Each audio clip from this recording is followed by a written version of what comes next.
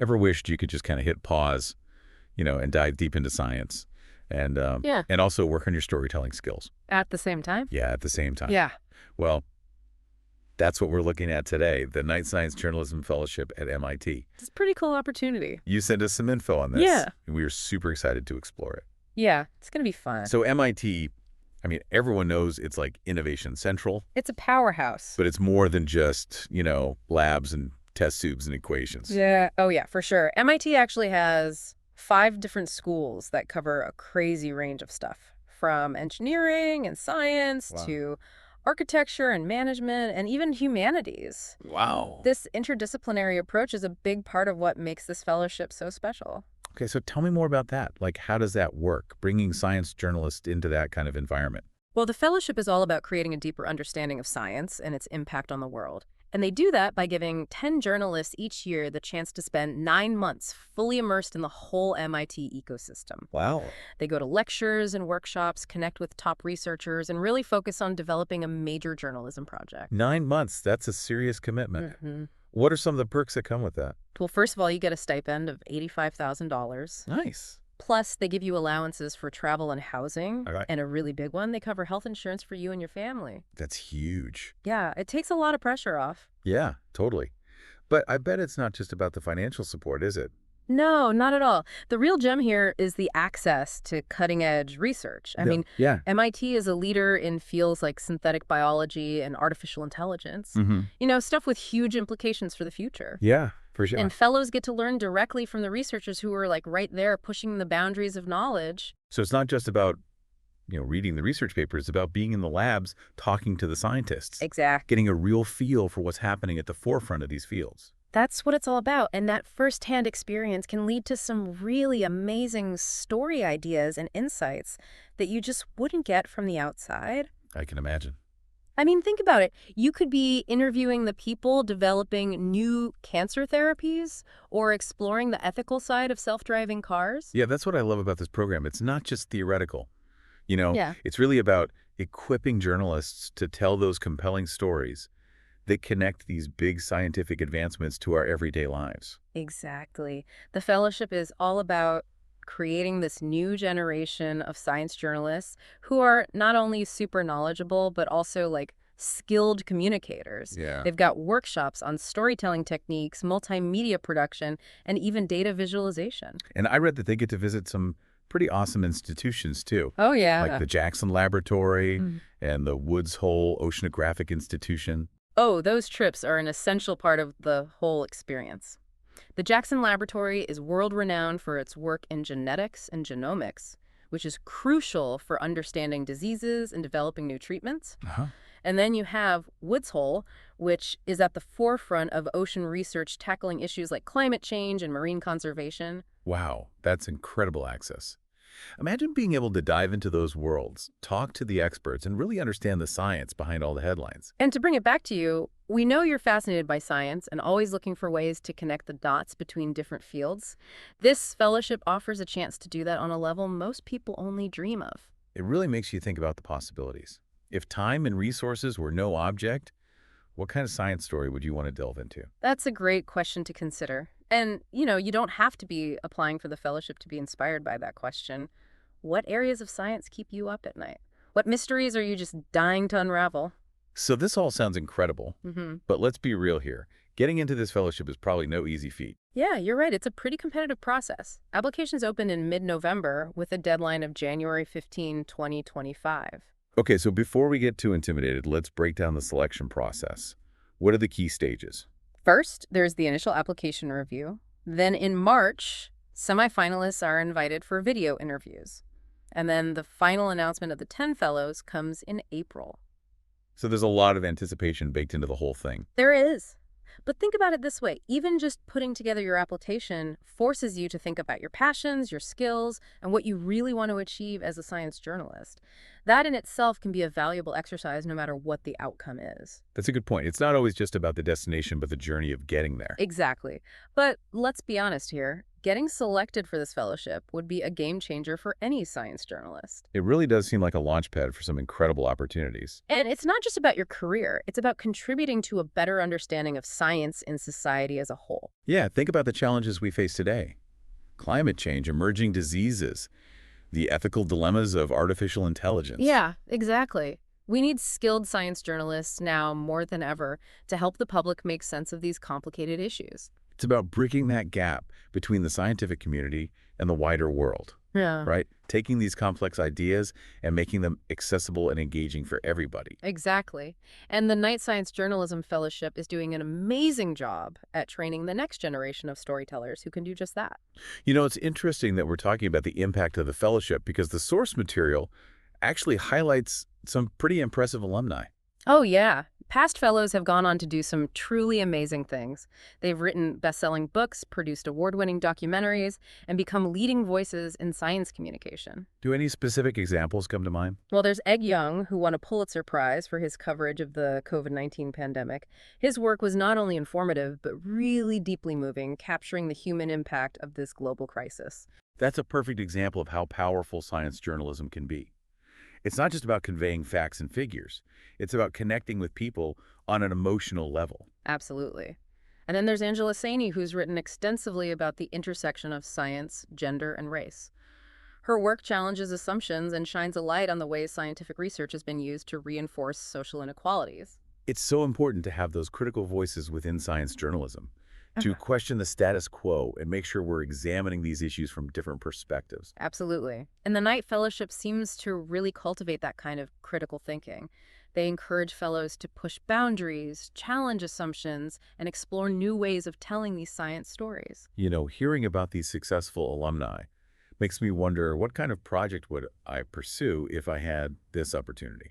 And I bet our listeners asking themselves the same question. It's an exciting thought, isn't it? Yeah. To have the time, the resources, and the support to just dive into a topic you're passionate about. The source material mentions that fellows have a lot of flexibility when it comes to their projects.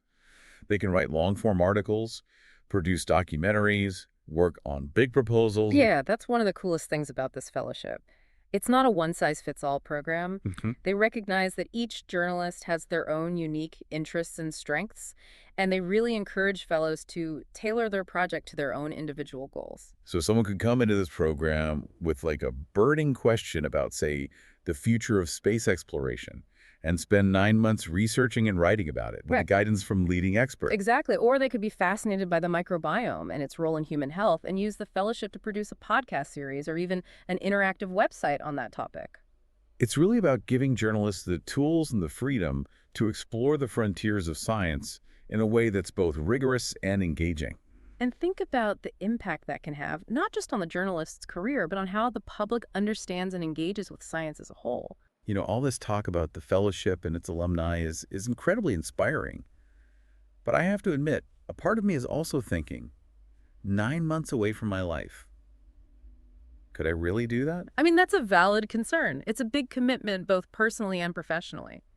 But here's something to consider. This isn't just time away. It's an investment. Think about the skills you'd gain, the network you'd build, and the fresh perspective you'd bring back to your work. It's like hitting the refresh button on your whole career. Yeah. I imagine coming back from an experience like this feeling energized and full of new ideas. Absolutely. And those new ideas could lead to exciting projects, collaborations, or even completely new career paths. Yeah, you're right. It's not about pausing your life. It's about expanding it in ways you might not even see right now. Exactly. It's about pushing yourself beyond your comfort zone and embracing the unknown. Okay, so let's say someone listening to this is intrigued by this fellowship. What advice would you give them? I would say, first of all, do your research. Dive deep into the program, look into the work of past fellows, and see if it truly aligns with your passions and your goals. And if it does, don't let fear hold you back. Take that leap and apply. Absolutely. The worst that can happen is you don't get in. But even going through the application process can be valuable. It makes you think about your vision and your career in a really focused way. That's so true. This whole conversation has been a great reminder that there are just incredible opportunities out there for people who are willing to look for them. It's true. And it's not just about these prestigious fellowships. It's about having that curiosity and constantly seeking ways to learn and grow. Whether that's taking a course or going to a conference or just reading a book on a new subject, Yeah. there are so many ways to challenge ourselves. And that's really what this whole deep dive has been about, inspiring you to explore those possibilities and never stop learning. Well said.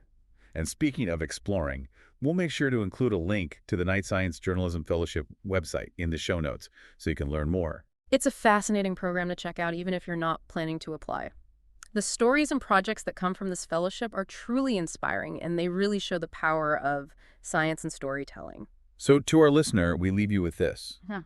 What stories are you burning to tell? What mysteries are you just itching to unravel? And what steps can you take today to bring those stories to life? Remember, the world needs your voice, your insights, and your passion. So go out there and make some noise. Thanks for joining us on this deep dive. Until next time, keep exploring and keep those questions coming.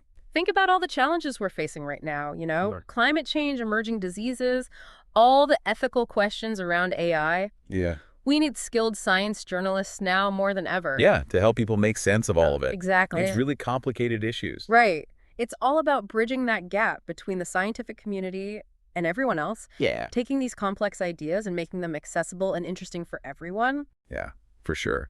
And the Night Science Journalism Fellowship is doing an amazing job at training the next generation of storytellers to do just that. Yeah, absolutely. It's interesting we're talking about the impact of this fellowship because the source material actually highlights some pretty impressive alumni. Oh, yeah. Past fellows have gone on to do some really incredible things. Yeah. I mean, they've written best-selling books. They've produced award-winning documentaries. They've become leading voices in science communication. Do any specific examples come to mind? Oh, for sure. Well, there's Ed Young, who won a Pulitzer Prize for his coverage of the COVID-19 pandemic. Wow. His work was not only super informative, but it was also deeply moving, Yeah. really capturing the human impact of that whole global crisis. That's a perfect example of how powerful science journalism can be. It's Yeah. not just about spitting out facts and figures. Right. It's about connecting with people on an emotional level. Absolutely. Yeah. And then you have someone like Angela Saini, who's written a ton about the intersection of science, gender, and race. Yeah, I've heard of her. Her work challenges assumptions and really sheds light on how scientific research has sometimes been used to reinforce social inequalities. It's so important to have those critical voices in science journalism. Yeah. You know, For sure. to question the status quo and make sure that we're examining things from different perspectives. Absolutely. And the Knight Fellowship seems to really nurture that kind of critical thinking. Yeah. They encourage fellows to push boundaries, challenge assumptions, and explore new ways of telling those science stories. Hearing about all these successful alumni makes me wonder what kind of project would I pursue if I had this opportunity. And I bet our listeners asking themselves the same thing. Right. It's such a cool thought to have the time, the resources, the support to just dive into a topic you're passionate about. The source material says that fellows have a lot of flexibility when it comes to their projects. Yeah. They can write long-form articles, produce documentaries, work on book proposals. Yeah, that's one of the most appealing things about this fellowship. It's not a one-size-fits-all kind of program. They get that every journalist has their own unique interests and strengths. Right. And they really encourage people to tailor their project to their own goals. So someone could come into this program with a burning question about, say, the future of space exploration and spend 9 months researching and writing about it with help from leading experts. Exactly. Or they could be fascinated by the microbiome and its role in human health and use the fellowship to create a podcast series or even an interactive website about it. It's really about giving journalists the tools and the freedom to explore the frontiers of science in a way that's rigorous but also engaging. Yeah, and just think about the impact that can have, not just on the journalist's own career, but on how the public understands science as a whole. All this talk about the fellowship and its alumni is super inspiring. Yeah. But I got to admit, a part of me is also thinking, 9 months away from my life, Mhm. can I really do that? Yeah, I mean, that's a valid concern. It's definitely a big commitment for sure, both personally and professionally. But here's the thing to keep in mind. This isn't just time away, It's an investment. Think about the skills you would learn, the network you'd build, and just the fresh perspective you would bring back to your work. Yeah, it'd be like hitting refresh, Yeah, you know, totally. on your Yeah. entire career. I can imagine coming back from something like this just feeling like recharged and full of new ideas. Oh, absolutely. Right. And those new ideas could lead to some really exciting projects, collaborations, or even totally new career paths. Yeah, you're right. It's not about like pausing your life. It's Yeah. more about expanding it in ways that you might not even realize right now. Exactly. It's all about getting out of your comfort zone and embracing the unknown. Okay, so say there's someone listening who's like really intrigued by this whole fellowship. What advice would you give them? First and foremost, I would say do your research. Really dig into the program, look at what past fellows have done, and see if it really aligns with your passions and your goals. And if it does, Go for it. Don't let fear hold you back. Just apply. yeah, take the leap. The worst thing that could happen is you don't get selected. But Yeah. even just going through the application process can be super valuable. It makes you really think about your vision and your career path. Yeah, that's a good point. This whole conversation has been such a good reminder that there are so many amazing opportunities out there Yeah, for people who are willing to go after them. it's true. And it's not just about these big name fellowships. It's about staying curious and always looking for ways to learn and grow. Yeah, whether that's taking a course or going to a conference or just reading a book about something new. Yeah, exactly. There are endless ways to keep challenging ourselves. And that's really what this whole deep dive has been all about, right? Exactly. Inspiring you to explore the possibilities out there and to never stop learning. I love that. Well said. And speaking of exploring, we'll be sure to include a link to the Knight Science Journalism Fellowship website in the show notes so you can check it out. Yeah, definitely. It's worth exploring even if you're not planning to apply. The stories and the projects that come out of this fellowship are so inspiring. They really highlight the power of science and storytelling. So to our listener, we leave you with this. What stories are you burning to tell? What mysteries are you dying to solve? And what steps can you take right now to start bringing those stories to life? Remember, the world needs your voice, your insights, and your passion. So go out there and make some noise. Love it. Thanks for joining us on this deep dive. Until next time, keep exploring and keep those questions coming.